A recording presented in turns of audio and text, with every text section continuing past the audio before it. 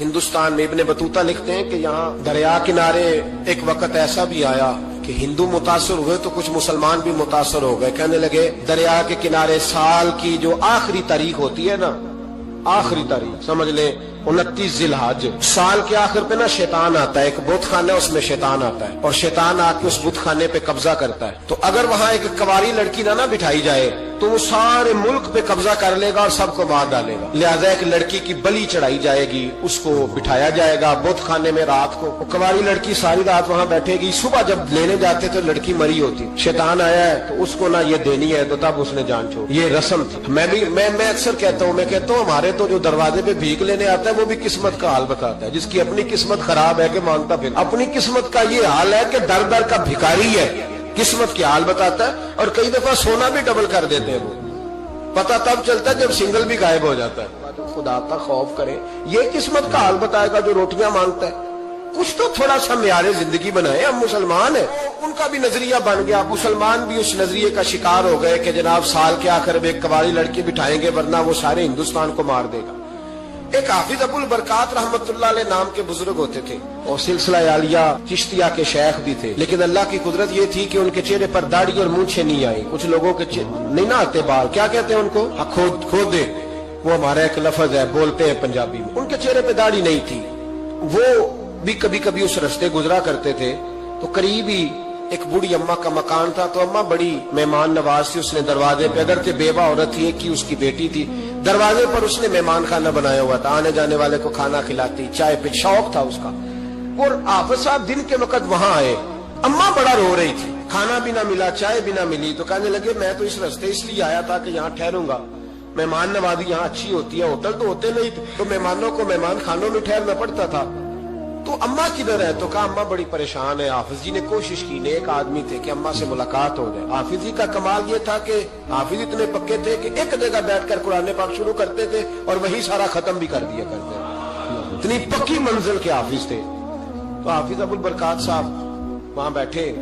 وہ اماں کوئی بزرگ تھے حافظ صاحب، وہ اماں سے کسی طریقے ملاقات کی تو اماں ملتے ہی رونے لگی چیخیں مار کے. اماں کیا ہوا؟ کہنے لگی حافظ جی ایک کی بیٹی ہے، خاوند فوت ہو گیا تو میں نے نکاح نہیں کیا، ایک بیٹی کے نام ساری زندگی کر دی. یہاں نا اب بت خانے میں میری بیٹی کو بٹھایا جائے گا. کچھ مسلمانوں کے بھی ہمارے گاؤں کے نظریات کمزور ہو گئے. یہاں بچی کو بٹھایا جائے گا اور سویرے وہ مر جائے گی میری بیٹی. قرآن اندازی ہوئی ہے تو میری بیٹی کا نام نکل آیا. اب بیٹی کو جانا ہی پڑے گا. یہ ہمارے ان کچھ علاقوں کا طریقہ ہے. حافظ جی کہنے لگے اماں تو اس طرح کر، میں لوگوں کو سمجھاتا ہوں کہ یہ غلط ہے، شریعت اس کو پسند نہیں کرتی. تو میرے ساتھ انہوں نے کہا یہ لوگ نہیں مانیں گے. بہت سارے ہندو بھی ہیں، بہت سارے مسلم بھی ہیں، تو گڈمنڈ ہو گئے نظریات، یہ تھوڑی مانیں گے. حافظ جی کہنے لگے اماں پھر ایک اور حل بھی ہے. میرے چہرے پہ کون سا داڑھی ہے؟ تو بیبیوں والے کپڑے مجھے دے. آج میں بیٹھتا ہوں وہاں دیکھتا ہوں کون سا شیطان آتا ہے. عقیدہ مضبوط ہو نا. اقبال کیا کہتے ہیں؟ کہتے ہیں ارادے جن کے پختہ ہو، نظر جن کی خدا پر ہو، تلاطم خیز موجوں سے وہ گھبرایا نہیں کرتے. کہا مجھے دو کپڑے بیبیوں والے، میں بیٹھتا ہوں. اماں کہنے لگی وہ شیطان واقعی آتا ہے. آج تک جتنی بچیاں گئی ہیں سویرے مردہ ملی ہیں. بڑی سمجھنے والی بات ہے، غور کرنا. جتنی گئی ہیں ساری مردہ آئی ہیں. تو حافظ جی آپ کو جب وہ شیطان رات کو دیکھے گا نا آپ آئے ہیں تو آپ کے تو وہ زیادہ ٹکڑے کرے گا کہ اس نے دھوکہ کیا، مرد ہو کے عورتوں کی جگہ پہ آیا. آپ نہ حافظ جی کہنے لگے ٹکڑے میرے ہونے ہیں. آپ فکر نہ کریں. دریا کنارے بہت خانہ تھا. حافظ جی عورتوں والا لباس پہن کے وہاں بیٹھ گئے. حافظ صاحب کہتے ہیں 3 دفعہ میں نے رات کو باہر نکل کے دریا پہ وضو بھی کیا. ساری رات میں نے قرآن پاک پڑھا اور جب فجر کا وقت ہوا تو باہر نکل کے میں نے اذان پڑھی. لوگ آئے تو میں نے جماعت کرائی. اور فرماتے ہندو مسلمانوں سب کو بلا کے میں نے کہا کہ اگر آج کے بعد شیطان نہ آئے تو ہندو کلمہ پڑھتے ہو سارے؟ نے کہا جی پڑھتے ہیں. فرمایا لو پھر میں بالکل صحیح سلامت آ گیا، کوئی شیطان نہیں آیا. کہتے سب ٹھیک ہو گیا. اب لوگ کہنے لگے حافظ جی بات تو آپ کی ٹھیک ہے پر وہ بی بی کیسے مر جاتی تھی؟ جس کو ہم رات کو بٹھاتے تھے سویرے مردہ ملتی تھی تو اس کو کون مارتا تھا اگر شیطان نہیں آتا؟ حافظ جی سمجھانے لگے کہ شیطان وسوسہ دیتا ہے پر زندگی موت اس کے ہاتھ میں. وسوسہ دیتا ہے، جتنی اس کو گنجائش ہے وہ کرتا ہے. کہا پھر وہ بی بی کیسے مرتی تھی؟ تو حافظ جی نے ایک بہت بڑی بات سمجھائی. کہنے لگے اصل بات یہ جس آدمی کو پتا ہونا میں نے سویرے مر جانا ہے وہ ڈر سے مر جاتا ہے. اس کو پتا ہونا کہ میں یہاں مرنے آیا ہوں تو وہ ڈر سے ہی. فرمانے لگے اس کا عقیدہ کمزور ہو جاتا تھا. وہ نفسیاتی طور پر سمجھتی تھی کہ میں نے مرنا ہی مرنا ہے.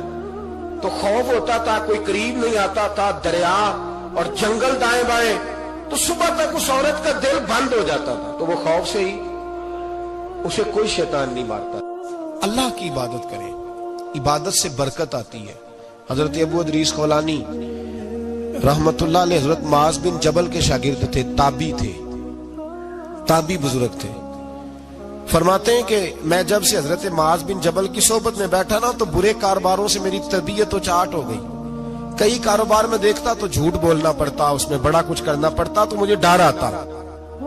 آپ فرماتے ہیں میں نے نا بڑی کوشش کی, پر میری مرضی کا کام مجھے, صوفی کاہل نہیں ہوتے. فرماتے ہیں میرے اندر طاقت تھی کہ میں حلال کما کے بچوں کو کھلاؤں, پر میری مرضی کا کام نہیں ملتا تھا. حد ہو گئی. اور جب انسان نے گرم ریت پہ, اور جب اثر ہوئی نا, تو میں نے اپنے رومال میں نا تھوڑی سی ریت باندھ لی. گھر کی دیواریں چھوٹی چھوٹی تھی. میں نے کہا بیوی نے دیکھا نا خالی ہاتھ آیا ہے, تو اندر سے شور کرے گی, ہم سائے بھی سنیں گے. تو چلو جب دیکھے گی نا رومال میں کچھ ہے, حوصلہ کرے گی, جب اندر جاؤں گا تو سمجھا لوں گا. آپ مسکرا رہے ہیں نا ہلکا ہلکا, اس کا مطلب ہے ان باتوں میں کافی صداقت ہے. پرانے بزرگ کر گئے تو اس کا مطلب یہ ہے کہ ان میں بہرحال کافی حد تک صداقت ہے. یہ شور ہوتے رہتے. کہتے میں نے وہ کہا کہ چلو دور سے دیکھے گی تو گھر جا کے سمجھا لوں گا. آپ فرماتے پہلے میری بیوی دروازے پہ بیٹھی رہتی تھی, بچے بیٹھے رہتے تھے, منتظر ہوتے تھے کہ کچھ لے کے آئے, گھر میں فاقہ ہوتا. آج میں گیا تو شور ہی کوئی نہیں, کوئی شے نظر نہ آئی. وہ ریت سے بھرا ہوا میرا پلو میں نے دروازے کے ساتھ رکھا, اندر چلا گیا. بیوی کو آواز دی, کہاں ہو؟ کہنے لگی منہ ہاتھ دھو لو, میں روٹی لے کے آئی. ہاتھ دھو گئی, روٹی کدھر سے آئی؟ اس گھر میں تو فاقے تھے, کھانا کدھر سے آیا؟ کہتے روٹی لائی, سلاد بھی لائی, دودھ بھی لائی, اس زمانے میں جو نعمتیں تھی پھل بھی لائی, سارا آ گیا. میں نے گھور کے دیکھا, میں نے کہا کدھر سے آیا یہ سارا کچھ؟ کہاں ہے بچے؟ کہنے لگی روٹی کھا کے باہر نکل گئے. میرے دل میں خیال آیا میری بیوی کا کردار تو چاند سے زیادہ اجلا ہے, تو یہ سارا کچھ کیسے آیا؟ میں نے کہا یہ کہاں سے آیا سارا کچھ؟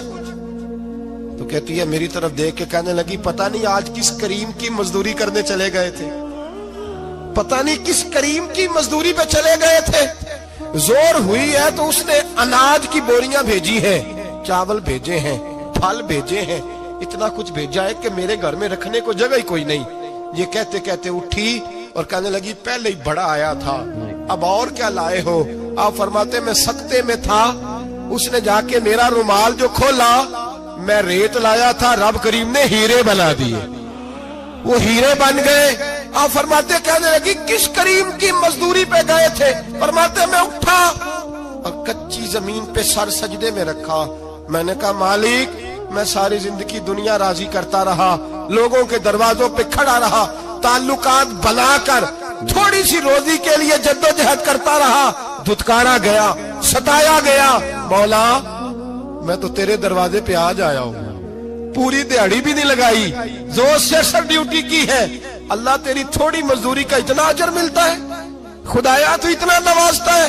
فرمایا اللہ میں محنت بھی کروں گا, کام بھی کروں گا, لیکن دنیا کی مزدوری تھوڑی کروں گا, مالک تیری عبادت زیادہ کروں گا. بھائی یاد رکھو ہم ساری زندگی لوگ قبروں میں چلے گئے, مسجد نہیں آئے. قبروں میں الہاکم التکاثر حتی زرتم المقابر, قبر میں جانے کا ٹائم آیا, لوگوں کی نمازیں پڑھ دی گئیں, پر لوگوں نے نمازیں شروع نہیں کی. نمازیں پڑھ دی, کہیں لے جاؤ, شادی کا موقع ہے تو وہ کراچی جانے کو تیار ہے, لیکن چند فرلانگ پہ مسجد ہے, مسجد جانے کو تیار ہے. اللہ کے ولی کی علامت ہے وہ عبادت گزار ہوتا ہے. اور جو نہ نماز پڑھے نہ نماز پڑھائے وہ زندیق تو ہو سکتا ہے, پیر ہو سکتا, میں ذمہ داری سے کہہ رہا ہوں, زندیق تو ہو سکتا ہے پر پیر ہو سکتا بالکل. وہ کہتا ہے میں تکبر کرنے والوں کو پسند نہیں کرتا, وہ کہتا ہے فسادی پسند نہیں ہے, وہ فرماتا ہے کہ راہوں میں کجی کرنے والے پسند نہیں ہیں, وہ فرماتا ہے کہ بدعہدیاں کرو گے تو میں صبح قیامت تم سے سوالات کروں گا. اللہ تبارک و تعالیٰ بہت ساری چیزوں کو ناپسند کرتا ہے, ناراض ہو جاتا ہے, بلکہ نبی پاک صلی اللہ تعالی علیہ وسلم نے فرمایا تم بات کرتے کرتے کوئی ایسا جملہ بول دیتے ہو کہ رب اتنا ناراض ہوتا ہے کہ تمہیں پتہ بھی نہیں ہوتا، تمہارے لیے جہنم کا فیصلہ کر دیتا ہے۔ اس لیے پہلے تولو پھر بولو، خود اپنے لفظوں کی تو تم پہرے داری کرو نا کہ میں کیا کہہ رہا ہوں۔ کوئی ایسا جملہ، کوئی ایسی بات وارث شاہ مان کری نہ وارثاں دا، کوئی ایسی بات نہ تمہاری زبان سے نکلے۔ اور حضور یہ بھی فرماتے ہیں کہ اس کا دوسرا پہلو بھی ہے، بعض اوقات تم بات کرتے ایسا جملہ کہتے ہو وہ اتنا راضی ہوتا ہے کہ تمہارے لیے جنت کا فیصلہ فرما دیتا ہے۔ مسلمان کو اب یہ حکم ہے، اس ساری گفتگو کا نتیجہ یہ ہے کہ وہ اپنے جذبات پر، خیالات پر، نگاہوں پر، زبان پر، کانوں پر تھوڑی توجہ دے، بے لگام نہ بنے۔ رب اسے دیکھ کے مسکرائے گا، اللہ تعالیٰ مسکرانا بڑا ہے نا، پیسے پورے کر چھڑے نے، دیکھو نا جی کتنا اس کو راضی ہوا ہے۔ تو انسان کیا کرتا ہے کہ کوشش کرتا ہے، چھوٹا بچہ بھی ناراض نہ ہو تو وہ چیزیں وہ ڈھونڈتا ہے کہ اس کو کیا پسند ہے، چاکلیٹ لے جاؤں، فلاں چیز لے جاؤں، آئس کریم لے جاؤں۔ تو ایک بچے کے لیے، گھر کے لیے، سربراہ کے لیے اتنی محنت کرتے ہو تو وہ کام بھی ہمیں ڈھونڈ کے تلاش کرنے چاہیے نا جس سے رب راضی ہوتا ہے، اللہ راضی ہوتا ہے۔ بتاؤں وہ کون کون سے کام ہیں؟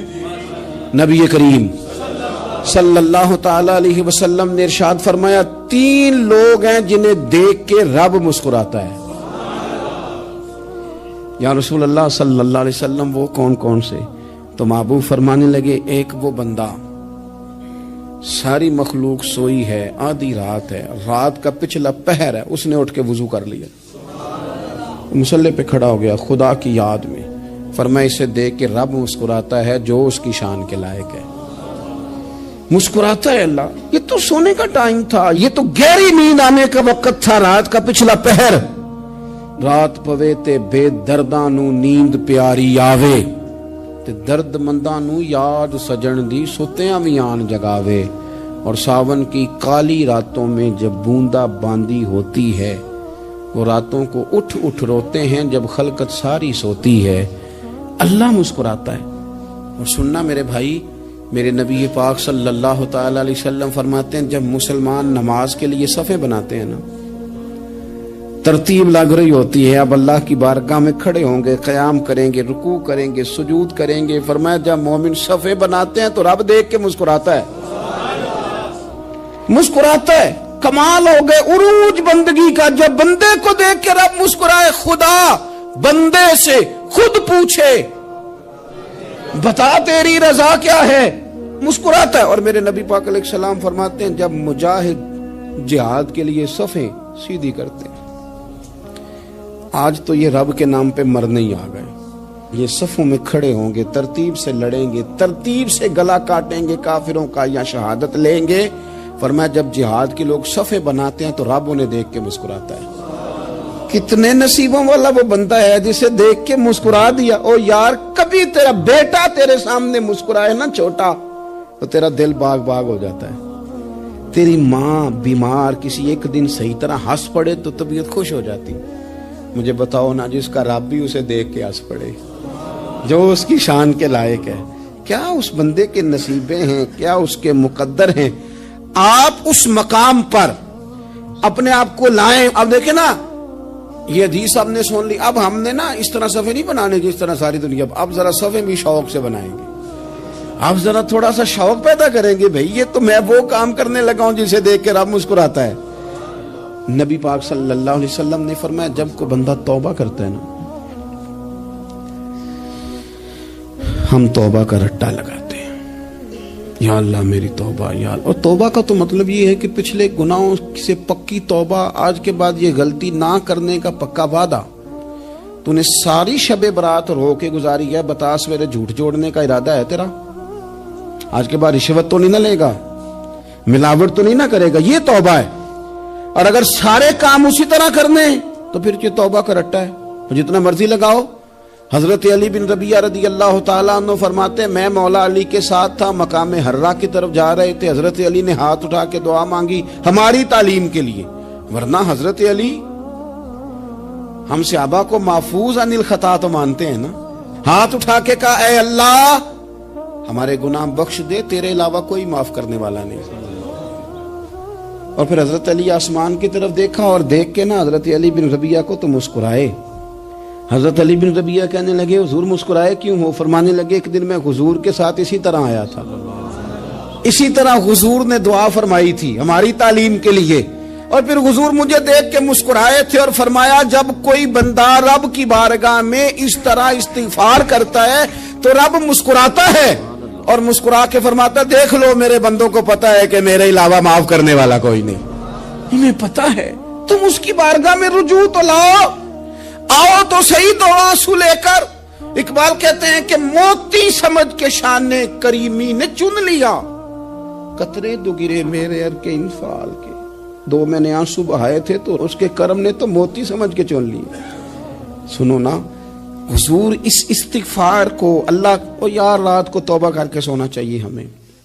کچھ غلطیاں ہم کرنا نہیں چاہتے پر ہم سے ہو جاتی ہیں، کچھ دل ہم توڑنا نہیں چاہتے پر وہ ٹوٹ جاتے ہیں، ہماری مجبوری ہوتی ہے ٹوٹ جاتے ہیں۔ رات کو اس کی بارگاہ میں ہاتھ باندھ کے کشکول طلب دراز کر کے خوب استغفار پڑھنا چاہیے کہ مالک بندے ہیں نا کیا کریں، نفس کا ساتھ ہے، دنیا کا ساتھ ہے، خواہشات نفسانیہ، مالک معاف کر دے۔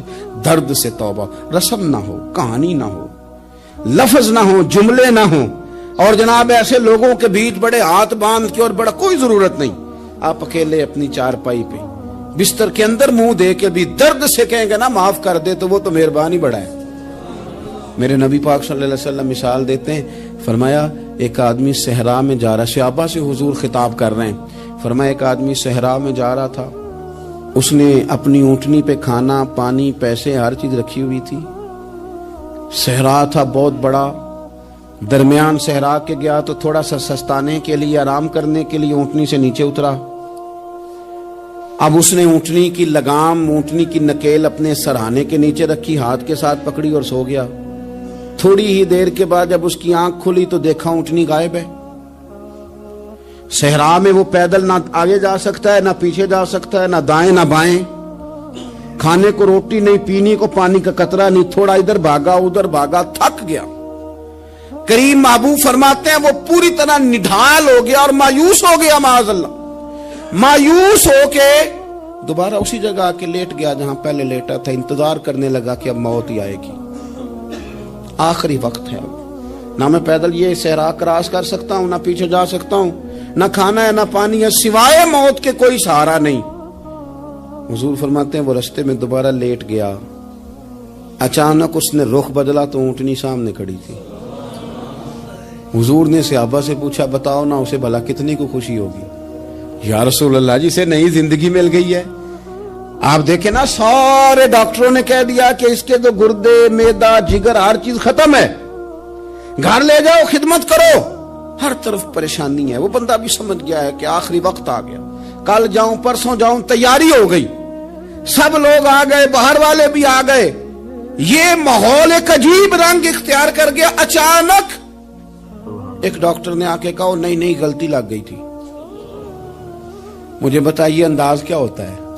بغیر دوائی کے بندہ اٹھ کے کھڑا نہیں ہو جاتا، او میں تو بچ گیا ہوں۔ نبی پاک صلی اللہ علیہ وسلم فرمانے لگے اس کی اونٹنی مل گئی، بتاؤ بھلا اسے کتنی خوشی ہوگی؟ یا رسول اللہ وہ تو دوبارہ دنیا میں آ گیا۔ حضور فرمانے لگے اسے کچھ بھی خوشی نہیں ہوئی۔ جب کوئی رب کا گناہگار بندہ آ کے توبہ کرتا ہے، رب کو اس سے کئی گنا زیادہ خوشی ہوتی ہے۔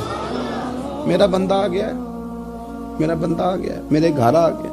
اس نے آنسو بہائے ہیں، اس نے کہا اللہ میں تیرا ہی ہوں، تیرا ہی رزق کھاتا ہوں، تیری ہی زمین پہ رہتا ہوں، تیرے نام سے میری سانسیں چلتی ہیں۔ وہ آ گیا۔ فرمایا اس اونٹنی والے سے زیادہ رب کو خوشی ہوتی ہے جب گناہگار آ کے توبہ کرتا۔ گناہگاروں کے آنسو اس کی بارگاہ میں بڑے مقبول ہیں، لیکن ہم رسم ادا کرتے ہیں، توبہ نہیں کرتے۔ ہم اپنے آپ کے ساتھ دھوکہ کرتے ہیں، جھوٹ بولتے ہیں۔ ہم بندہ کوئی ناراض ہو جائے تو ہمیں کوئی نیند آتی، اس کے گھر چلے جاتے ہیں۔ ہم اپنے سارے رشتوں کو تعلقات کو مینٹین کر کے رکھنے کے عادی ہیں۔ ہمیں پتہ ہے کہ وہاں میں نہیں جا سکا تو بیٹا بھیجتا ہوں، فلاں شادی پہ میں نہیں جا سکا تو بھتیجا بھیجتا ہوں، بھائی بھیجتا ہوں۔ ہر تعلق کا ہم نے خیال رکھا کوئی روٹھ نہ جائے، لیکن کمال ہے نا یہ نہیں سوچا کہ اگر رب روٹھ گیا تو جب وہ روٹ جائے نا تو سارے رشتے بھی بندے کے پاس موجود ہوں تو کوئی کرامت نہیں ہوتا. پھر کروڑوں روپیہ جیب میں ہوں تو ڈاکٹروں کی دعا لے. فرماتے میں حج کرنے گیا تو وہاں میں نے ایک آدمی کو کروڑوں کا کاروبار کرتے دیکھا تو میرے دل میں خیال ہے یہاں بھی اللہ اللہ کرنی چاہیے تھی, دنیا داری کر رہا ہے. ہم ماں بیٹے کا یہ مشغلہ ہے کہ یہ وہ جگہ ہے جہاں آ کے لوگ مسافر اترتے ہیں اور یہاں سے کسی کا گھر 100 میل ہے, کسی کا 200 میل ہے. ہم صبح سرکہ کھجوریں روٹیاں لے کے یہاں آتے ہیں, مسافروں کی نوکری کرتے ہیں. کوئی پریشان ہو تو مدد کرتے ہیں. حضرت خواجہ حسن بصری فرماتے ہیں میں نے معافی مانگی, ان سے بھی مانگی, رب سے بھی مانگی. انہوں نے مانگ لی نا بزرگ تھے, پر ہم کو نہیں تیار مانگنے کو. ہم ہر وقت بدگمانیاں وہ فلانا فلانے جرم کرتا تھا میں اسے اب کیسے نیک مان لوں. بھئی اب وہ نمازی ہے, خدا کے گھر آتا جاتا ہے, اب اللہ کی بارگاہ میں حاضر ہوتا ہے. جب رب نے معاف کر دیا تو بھی سوچ بدل جا. سنیں حضور کیا فرماتے ہیں. نبی پاک صاحب اللہ صلی اللہ تعالی علیہ وسلم فرماتے ہیں, مسند امام احمد بن حنبل دیکھیے, فرمایا رب اس وقت میں بھی اچھا ہی سوچنا ہے. یعنی اپنی برادری قبیلے کے بارے میں بھی اچھا سوچیں, جو قبیلے کا نہیں اس کے بارے میں بھی چلیں تھوڑا سا اچھا سوچ لیں. اپنے بارے جب ٹھیک ہوگا تو دے دوں گا, نہ کریں یہ ظلم. ہمارے اپنے تڑپتے رہتے ہیں اور ہماری دولتیں اندر پڑی رہتی ہیں. ہمارے اپنے چھوٹی چھوٹی ضروریات کے لیے پریشان ہوتے ہیں, لیکن ہم بڑے بڑے بہانے ہیں ہمارے پاس. کہتے ہیں یہ نکما ہے, یہ نکھٹو ہے, یہ کام نہیں کرتا, اس میں فلانا ہے, بے فلانا ہے, بلے میں نے نہیں ساتھ چلنا. احسار جب آپ کے اندر پیدا ہوتا ہے نا, احسار جب کسی کے لیے آپ حساس ہوتے ہیں تو آپ کو بھی سرور حاصل ہوتا ہے. نہ کریں یہ کام کہ آپ کو اللہ نے وسعت دی اور ہر وقت آپ ہاتھ تانگ ہونے کا رونا رو رہے ہیں. ہر وقت آپ یہ کہہ رہے ہیں میں بڑی آزمائش میں ہوں, جب خدا نے آپ پہ نہیں ڈالی. تو اتنے جھوٹ بولنا صرف اس لیے کہ میرے پیسے بچ جائیں, صرف اس لیے کہانی سنانا کہ حالات میرے بڑے خراب ہیں کہ کوئی بندہ میرے سے کوئی تھوڑا بہت قرض نہ مانگ لے. غربت کیسے چھپائی جا رہی.